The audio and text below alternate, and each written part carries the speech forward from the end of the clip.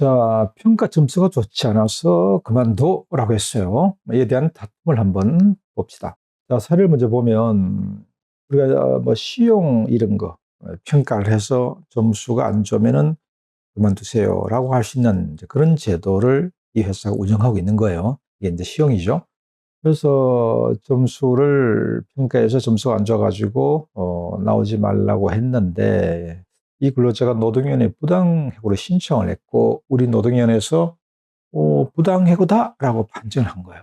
그러니까 이제 회사 입장에서 볼 땐 그냥 나가라고 한 게 아니라 평가를 해가지고 그 점수에 근거해서 해고를 했는데 왜 우리가 잘못한 거냐라고 이제 다투는 거죠. 여기서 우리가 수습, 시용 이걸 한번 또 봅시다. 자, 우리가 수습은 이미 채용이 된 거, 그리고 회사가 좀 교육을 시켜주는 거, 원래 의미는. 그리고 이제 시용이라고 하는 것은 정식 채용을 아직 하지 않은 상태에서 일을 좀 시켜보고 마음에 들면은, 즉 평가를 해서 일정 점수 이상이면 정식 채용을 하고 아니면 그만두는 거예요 라고 하고 채용된 게 시용인데, 바로 지금 이 경우는 평가를 한다는 시용으로 일단 근무한 근로자라고 보시면 되겠어요. 자, 그래서 평가를 했는데 이제 평가가 문제된 거예요.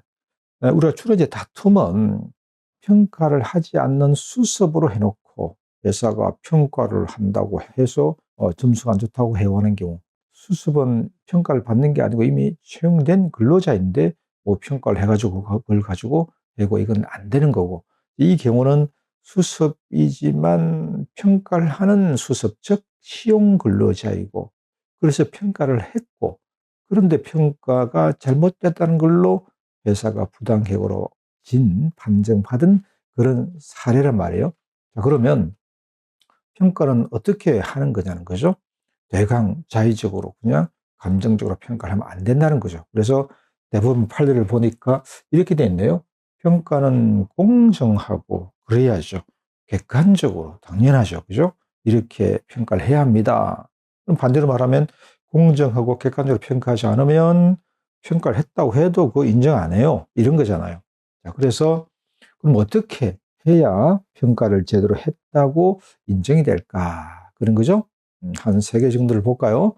첫 번째는 채용할 때에 당신은 평가를 받는 거고요. 즉 3개월, 3개월만 6개월 이런 식으로 해서 꼭 평가를 우리가 하고 그 결과를 가지고 정식 채용을 결정할 겁니다라고 하는 것을 자 알리는데, 거기 덧붙여서 평가상 정식 채용 기준 점수 이런 것도 꼭 알리라.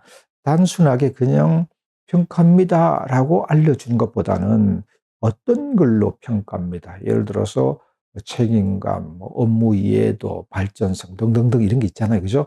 이런 걸 알려주고, 그리고 몇 점 이상, 100점 만점에서 60점 이상은 정식 채용을 할 겁니다. 라고 하는 이런 걸 꼭 알려주는 게 좋겠습니다. 이런 것이고, 두 번째는 평가 내용이 근로자의 업무와 관련되어 있어야 되죠.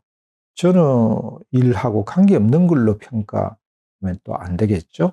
자, 그 다음 마지막 세 번째는 만약에 평가 점수가 안 좋았다면, 평가 점수가 좋았다면 좋은 게 문제가 되진 않겠죠.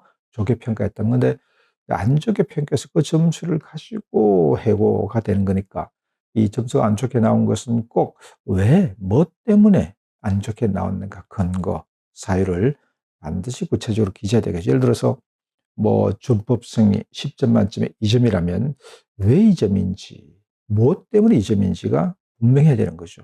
이게 애매해져 버리면 평가가 공정하게 이루어지지 않았다, 이렇게 볼 여지가 크겠죠. 네. 자, 그러면 우리가 이제 평가할 때 뭘 주의하는 게 좋을까? 몇 가지를 보고 마무리해 보도록 하겠습니다. 첫 번째, 이런 대사가 있어요. 탈락자 절미를 재놓고 하는 거죠. 이번 50명 중에 10명은 무조건 탈락입니다. 말이 안 되죠.